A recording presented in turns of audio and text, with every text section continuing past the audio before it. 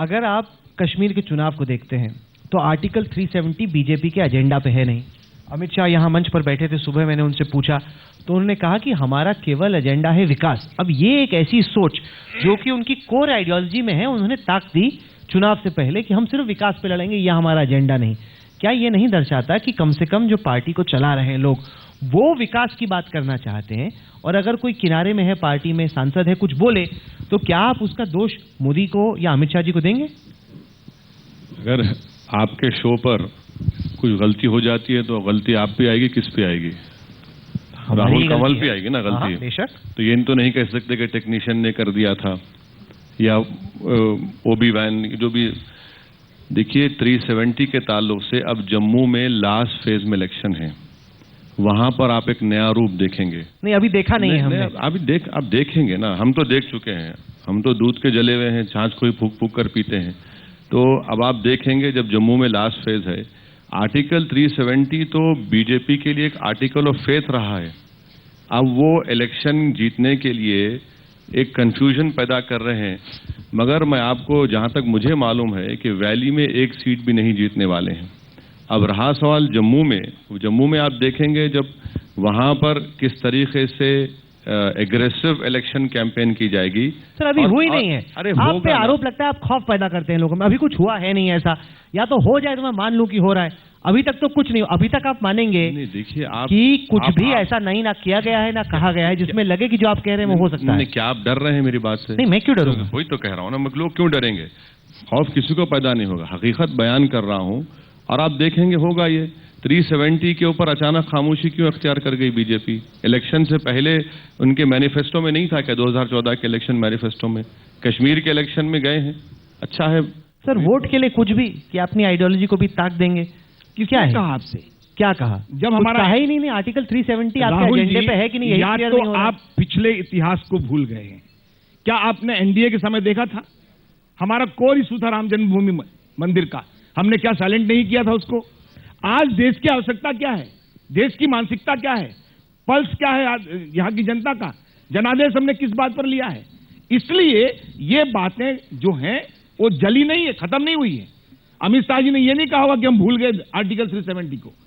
आज उन्होंने कहा है कि हमारा विकास पहला रास्ता है, उस रास्ते को हम तय करेंगे। और आज भारतीय जनता पार्टी चाहे महाराष्ट्र में आई है या हरियाणा में आई है तो विकास के नाम पर, दिग्विजय जी जवाब दीजिए। तो विकास के नाम। ये तो आप मानेंगे कि जितने भी कंटेंशियस इश्यूज हैं, राम जन्मभूमि मंदिर का हो या फिर आर्टिकल 370 हो, बीजेपी कम से कम चुनाव जीतने के बाद भी कोई भी अग्रेसिव पोजीशन नहीं ले रही है इन मुद्दों पर। सिर्फ फोकस जो हो रहा है सरकार का, वो कह रहे हैं कि हम डेवलपमेंट पर फोकस है, इन सब पे नहीं। जी नियत देखने के लिए, समझने के लिए क्या एक्शन हुआ ये उस पर निर्भर करता है। गिरिराज सिंह जी ने अपने चुनाव में कहा था कि जो मोदी की खिलाफत करना चाहते वो पाकिस्तान चले जाएं, उनको मंत्री बना दिया गया। बलियान जो कि मुजफ्फरनगर राइट में आरोपी हैं, मंत्री बना दिया गया। मुजफ्फरनगर के अपराधियों को भाजपा के मंच पर सम्मानित कर दिया गया। ये सब एक नियत प्रदर्शित करते हैं। अभी आपने गिरिराज जी का नाम लिया, दिग्विजय सिंह जी। अगर उन्होंने ये कहा कि पाकिस्तान भेज देंगे तो क्या भेज दिया? ये कुछ मुहावरे होते हैं, कुछ भावनाएं जोश में आदमी बोल जाता है, लेकिन इसको आप बड़े अच्छे मुहावरे हैं आपके, आपको बधाई। नहीं, पर मैसेज क्या जा रहा है? क्या भड़काऊ बयान दो तो प्रमोशन हो जाएगा? देखिए, जनता समझती है कि नरेंद्र मोदी जी इन बातों से, इन विवादों से दूर हट गए हैं। दूर हट के भी उनको मंत्री पद मिलेगा तो उन्हीं को मिलेगा। प्रभात जी, मंत्री बनना तो एक आध बयान ठोक दो। नहीं, काय के लिए? मेरी तरफ से आप बयान के आरोप लगाते लगाते आपको जनता ने ठोक दिया। कहां रख दिया जनता ने?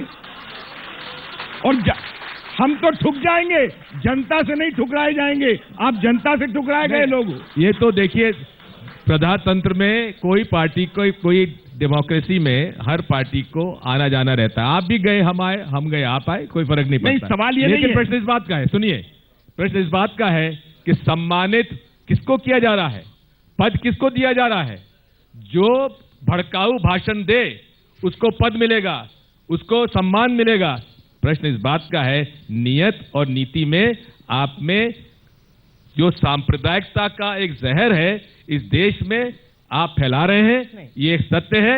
और साथ में विकास के नाम पर वोट मिला है, लेकिन विकास को छोड़कर आपके जो दूसरी पंक्ति के लोग हैं वो इस काम में लगे हैं ताकि ये जो एजेंडा है आपका, जो मूल एजेंडा है, वो जनता की हाथ से न निकले। नहीं, पर दिग्विजय जी, मैं आपसे सवाल पूछता हूं कि वोट पड़ा मोदी जी के नाम पर, वोट पड़ा विकास के नाम पर, क्या पिछले 6 महीने में मोदी जी का एक बयान या एक नीति, आप मुझे सुन लीजिए सवाल, मैं आपसे ये कहता हूं कि उन्होंने इसकी निंदा क्यों नहीं की? हर मिनट पे तो ट्विटर वो आता है की, तो सही निंदा उन्होंने की है। काजी को हड़काया उन्होंने, नहीं हड़काए, देखिए जो भी कहा उन्होंने संसदीय दल की बैठक में कहा, अगर ट्वीट ही कर देते। नहीं, राज्यसभा में दिव्य सिंह जी आपके सामने कहा। नहीं, मोदी जी ने नहीं कहा। मोदी जी ने प्रधानमंत्री के रूप में एकदम गलत कहा। आप थे नहीं, इसका मतलब। अरे सर, अटेंड राज्यसभा में कहा है, कहा है कि नहीं कहा है? अगर कहा है, सुन लिए, कहा है तो फिर मंत्री पद से हटाते क्यों नहीं है?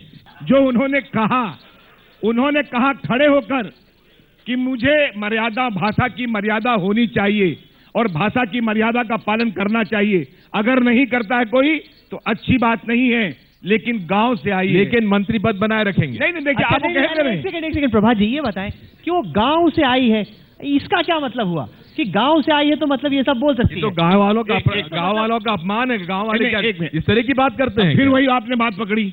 मैं कह रहा हूं कभी कभी अलंकार के कारण कोई अर्ध मर्द सर्द गर्द फर्द क्या क्या बोल देता है। अब इसका कोई तुक नहीं, अर्थ नहीं है, हिंदी डिक्शनरी में आपको नहीं मिलेगा ये सब। अरे आप माहिर हैं, जो सवाल पूछते हैं उसका जवाब आप नहीं देते। मैंने बोला कि सोशल बैकग्राउंड का जिक्र हुआ कि वो गांव से आते हैं। वो एक आध्यात्मिक है, उनके मुंह से। देखिए, अच्छा आदमी अगर वो स्पिरिचुअल नहीं होती तो माफी नहीं मांगती। नहीं, बैकग्राउंड, अरे मैं जो सवाल पूछ रहा हूँ आपको समझ नहीं आ रहा। मैं बोल रहा हूँ कि बैकग्राउंड से बयान का क्या लेना देना है कि वो किस गांव से आती हैं, कि सोशल नहीं, उनका कहना ये था कि किसी शहर में वो बयान दे रही थी और वो वहां पर उन्होंने कोई बात तुकबंदी में कह दी, लेकिन उसके बाद भी कहा कि अगर गलत कहा है। आपने सुना नहीं उनका बयान? मोदी जी का बयान था कि समझते वक्त ये देखना होगा कि वो किस बैकग्राउंड से आती है। तो क्या इसमें बैकग्राउंड को जस्टिफाई करने की कोशिश? अरे गांव से आती है तो ये मतलब थोड़ी, अगर एक साध्वी महिला के मुंह से कोई बात निकल गई और उन्होंने खेद प्रकट किया, इससे बड़ी बात क्या होती है कि उनको ऐसा नहीं बोलना चाहिए था। प्रधानमंत्री जी ने खड़े होकर वहां बात कही, माफी मांग ली कि गलत हुआ, सब जाहिर कर दिया। अब क्या करेंगे पीएम साध्वी जी के साथ? काफी है कि नहीं? नहीं, देखिए, नहीं, मंत्री पद से इस्तीफा आप दिलाएंगे? वो कह रहे हैं ना, उनके लिए वही है। अरे कहने तो दीजिए, अभी तो कहा भी नहीं उन्होंने। राहुल जी, पिछले 6 महीनों में मोदी सरकार जी के जो इर्द गिर्द लोग हैं, मैं मोदी जी के बारे में नहीं कह रहा हूं, उनके जो बयान है वो बहुत खेदजनक है और पूरे सरकार की नीति और उसका जो चेहरा जो आ रहा है उसमें अंतर्विरोध दिखाई दे रहा है। कुछ अच्छी बातें हो रही है, जैसे कि प्रधानमंत्री जी कश्मीर गए और उन्होंने अटल बिहारी वाजपेयी जी का उस बयान को दोहराया कि कश्मीर में हम अटल जी के रास्ते पे चलेंगे, यानी इंसानियत, जमहूरियत, कश्मीरियत। ये बहुत अच्छी बात है। मैं कहता हूं कि यही बात पूरे देश के लिए लागू है। नहीं, पीएम से पूछा गया ये जो बयान आ रहे हैं तमाम चीजों के बारे में, उन्होंने कहा कि देखिए कोई क्या कहता है उस पर मैं क्या कहूं, ये मैंडेट हमें मिला है, हमारी जिम्मेदारी है देश की नीति तय करना। आप मेरे किसी भी बयान में या मेरी किसी भी नीति में कोई खोट गिना के बताएं जिसमें आपको लगे कि प्रधानमंत्री ने जो विकास की बात की उस एजेंडे से वो भटक रहे। गिना सकते हैं एक चीज कि प्रधानमंत्री जी के मुंह से ऐसी कोई गलत बात निकली नहीं आप है। मानते हैं? बिल्कुल, हाँ। दिग्विजय जी, आप मानते हैं कि नहीं इसका मानते? श्रेय प्रधानमंत्री जी को जाना चाहिए। लेकिन प्रधानमंत्री जी का यह भी दायित्व बनता है, रिस्पॉन्सिबिलिटी बनती है कि सरकार, पूरे एमपीज और पूरा जो पार्टी है और परिवार वो एक सूत्रता से चले, नहीं तो दिक्कतें प्रधानमंत्री जी को आएंगी और दिक्कतें देश को आएंगी। सबने कहा कि जो आगरा में हुआ वो बहुत गलत हुआ। अमित शाह जी ने इसी मन से पूछा कि बीजेपी आगे बढ़ेगी, एक एंटी कन्वर्जन बिल लाएगी। क्या आप ओवैसी साहब एंटी कन्वर्जन बिल का साथ देने को तैयार हैं? कि मैं आपके सवाल का जवाब देने से पहले जो शुरुआत में आपने जो सवाल किया था, आपने कहा कि प्रूफ दीजिए। 2006 में गुजरात में डांग जिले में क्या किया आपने? ट्राइबल्स ने कहा कि घर वापसी का program. On record Ram Madhav ने कहा कि अगर हम ये प्रोग्राम नहीं करेंगे तो ये हिंदुओं के खिलाफ होगा। ये प्रूफ आपके पास है, 2006 स्पेसिफिक कह रहा हूं। मैं मध्य प्रदेश का मुख्यमंत्री रहा और इसमें मैंने देखा है कि कट्टरपंथी विचारधारा चाहे हिंदुओं की हो चाहे मुसलमानों की हो, एक सिक्के के दो पहलू हैं और इन दोनों पर सख्त कार्रवाई होना चाहिए। जहां तक कन्वर्जन एक्ट है मध्य प्रदेश का 1954-55 में लाया गया था और उसमें किसी को मनाही नहीं है, केवल एक प्रोसीजर है कि कोई भी प्रलोभन देकर अगर धर्म परिवर्तन करता है तो वो आपराधिक जुर्म है और उसका अगर कोई धर्म परिवर्तन करना चाहता है तो एसडीएम के यहाँ एप्लीकेशन दे, उसको वो मंजूर कर देते हैं। ये हमारा फंडामेंटल राइट है। नहीं, पर ये प्रलोभन वाला कि आप ग्रेटिफिकेशन नहीं दे सकते, बिल्कुल नहीं। अगर ऐसा लॉ आता है उसको आप सपोर्ट करेंगे कि नहीं? ऐसा है कि मध्य प्रदेश में मैं उस कानून के अंतर्गत रहते हुए हम लोगों ने वहां काम किया है। अगर उसके सही भावना रहे उस एक्ट में तो उसमें सोच विचार कर उस पर विचार किया जा सकता है। नहीं, आप बड़ी बात कर रहे हैं जी। मैं सोच समझ के कह रहा हूँ, खिलाफ नहीं है दिग्विजय, मैं सोच समझ के कह रहा हूँ। आज तक में हेडलाइन चलेगी, ऐसा है। पार्टी से सहमत आप नहीं है। देखिए, आप सुन लीजिए, मैं ये कह रहा हूँ एंटी कन्वर्जन लॉ का प्रारूप क्या हो, स्वरूप क्या हो, ये तो चर्चा में तय होना चाहिए। लेकिन कांग्रेस पार्टी मूल रूप से प्रलोभन देकर धर्म परिवर्तन कराना, रेट लिस्ट जैसा मेन्यू लिस्ट बनी है, उसका अगर प्रदर्शन करेंगे तो हम उसका समर्थन नहीं कर सकते। पर ये बात आप ओवैसी साहब मानेंगे कि इस बात में कुछ हद तक दम है कि जब जो गरीब हिंदू है उसका कन्वर्जन होता है उस पर इतना फोकस नहीं होता जितना कि जब कुछ घर वापसी के केस आते हैं या फिर जो मुसलमान को वापस हिंदू बनाया जाता है उस पर ज्यादा फोकस होता है। ये संघ की बहुत बहुत गहरी सोच है। अगर ये बात सही है तो नजमा हेप्तुल्ला, मुख्तार अब्बास नकवी, शाहनवाज क्या कर रहे हैं भैया? अपने घर में ले जाइए आप इनको, ये तो आपकी पार्टी में है, आप हमको छोड़ दीजिए। और दूसरी बात, इनका क्या कास्ट होगा? क्या कास्ट होगा? ये ब्राह्मण होंगे, ये ठाकुर होंगे दिग्विजय सिंह साहब की तरह, या फिर ये यादवा होंगे? क्या कास्ट होगा, क्या भरना होगा इनका? आप आंध्र प्रदेश जाइए, कर्नाटक जाइए, तमिलनाडु जाइए, इन राज्यों में कोवर्ट कन्वर्शन, वो बताते नहीं है कि हम कन्वर्ट हुए हैं, बताते नहीं, लेकिन कन्वर्शन हुआ है इतनी बड़ी संख्या में। वहां क्रिश्चियन ऑर्गेनाइजेशन, अब मैं फिर से कह रहा हूं कि I do not blame the entire Christian community, I have the highest regard for Christianity, लेकिन क्रिश्चियन ऑर्गेनाइजेशंस बड़े पैमाने पर धर्मांतरण कर रहे हैं। ये रोकना चाहिए या नहीं रोकना चाहिए? कि आपने कहा कि प्रधानमंत्री के परिवार में ऐसे लोग हैं जो ऊटपटांग बयान देते हैं, कट्टर बयान देते हैं, प्रधानमंत्री उन्हें क्यों नहीं डांटते, उन्हें क्यों नहीं रोकते? आप ही के घर में आप ही के छोटे भाई जिस तरह के बयान देते हैं, आप तो नहीं देते, तो आप उन्हीं को क्यों नहीं रोक पाते? देखिए, उनके ऊपर केस बुक हुआ, वो लंदन में थे, कांग्रेस की गवर्नमेंट का हमने वहां पर साथ छोड़ा, 25 दिन के बाद केस बुक हुआ, 120B भी लगाया गया, वो हैदराबाद को वापस आए, अपने आप को सरेंडर किया, 2 महीने जेल में रहे, बेल पर निकल कर आए। जिस तरह कोर्ट ने वरुण गांधी से इंसाफ किया, हमको भी हमारी अदलिया से उम्मीद है कि वो इंसाफ करेगी। हम आह भी करते हैं तो हो जाते बदनाम, वो कत्ल भी करते तो चर्चा नहीं होता। राहुल जी, एक बात है, हमारे दोनों भतीजे असद भाई और अकबर, सर आप मत बोलिए, मैं भतीजा नहीं हूँ आपका, मैं नहीं हूँ, मेरा आपसे कोई ताल्लुक नहीं है। कोई बात, इलेक्शन की हद तक आपसे हमारा ताल्लुक अब ताल्लुक नहीं है, क्योंकि आपने हमारे वालिद के बारे में आप मुझे चचा के अपना माने, लेकिन एक बात है, आपसे इन्होंने अगर माना है, अगर सीखा है तो आरएसएस से सीखा है। एक हाथ से मारो, आपका भतीजा भी हूँ और आरएसएस से सीख भी रहा हूँ। आप पे क्या मैं आपसे वही कह रहा हूँ, एक हाथ से मारो, एक हाथ से मारो, दूसरे हाथ से मल्लम करो। सर आप मत बोलिए सर, अगर हम बोलना शुरू करेंगे तो हिंदू महासभा में बिल्कुल बोलिए, किसका आगाज हुआ? आप बिल्कुल बोलिए महासभा में, आप बिल्कुल जनाब, पॉलिटिकल करियर का आगाज हुआ? आप बड़ा गहरा रिश्ता है वैसे तो इनका भी आरएसएस से, अलग अलग किस्म का लव हेट है। मुझे इस बात की खुशी है कि सबका रिश्ता आरएसएस से और सब आरएसएस का विरोध करते हैं।